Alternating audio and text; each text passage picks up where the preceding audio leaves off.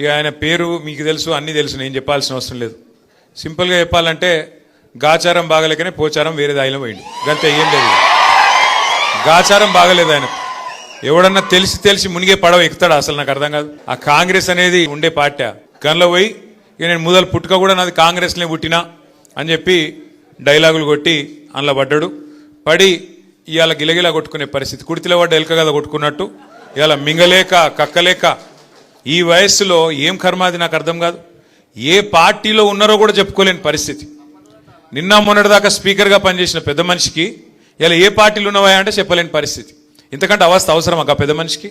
అందుకే నేను మీకు చెప్పేది ఒకటే, ఎలక్షన్ ఎప్పుడొచ్చినా పోచారం శ్రీనివాసరెడ్డి గారిని ఓడగొట్టడమే లక్ష్యంగా మనం పనిచేద్దాం.